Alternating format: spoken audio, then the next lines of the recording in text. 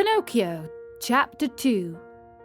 In this chapter, two old men come to blows, all because of a talking piece of wood. In that very instant, a loud knock sounded on the door. "Come in," said the carpenter, not having an atom of strength left with which to stand up. At the words, the door opened and a dapper little old man came in. His name was Geppetto.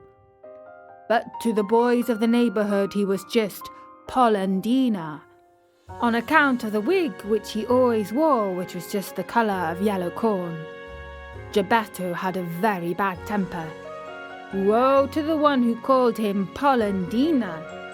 He became as wild as a beast, and no one could soothe him. "Good day, Master Antonio," said Geppetto. "What are you doing on the floor?" "I am teaching the ants their ABC. "Good luck to you. What brought you here, friend Geppetto?" "My legs, and it may flatter you to know, Master Antonio, that I have come to you to beg for a favour." "Here I am at your service," answered the carpenter, raising himself to his knees. "This morning a fine idea came to me." "Let's hear it." "I thought of making myself a beautiful wooden marionette. It must be wonderful, one that will be able to dance, fence, and turn somersaults. With it I intend to go around the world to earn my crust of bread and cup of wine. What think you of it?" "Bravo, Polendina!" cried the same tiny voice which came from no one knew where. On hearing himself called Polendina, Mastro Geppetto turned the colour of a red pepper. Facing the carpenter, he said to him angrily, "Why do you insult me?" "Who is insulting you?" "You called me Polendina." "I did not." "I suppose you think I did. Yet I know it was you." "No." "Yes." "No." "Yes."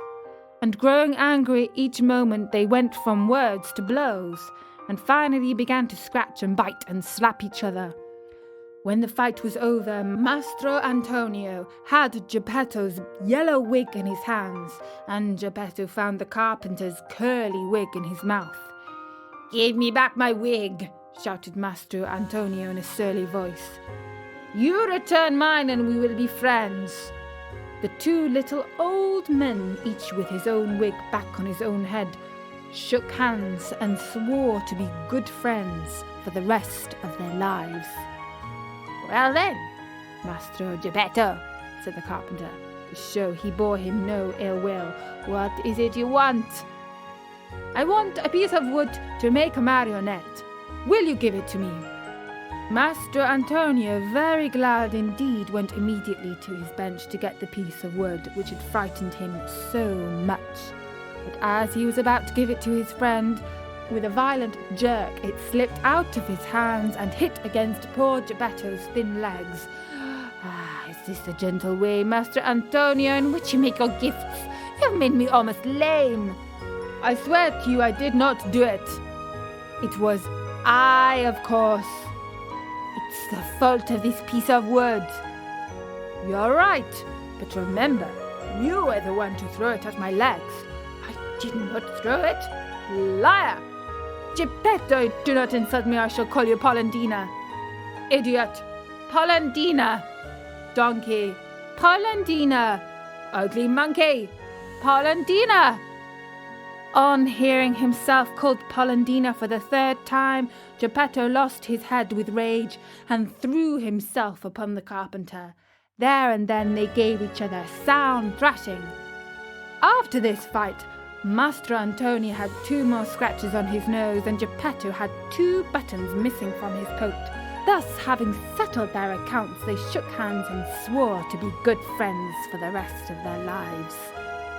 Then Geppetto took the fine piece of wood, thanked Mastro Antonio, and limped away toward home. And that was the second chapter of Pinocchio, in which we learnt that even old men can be foolish sometimes.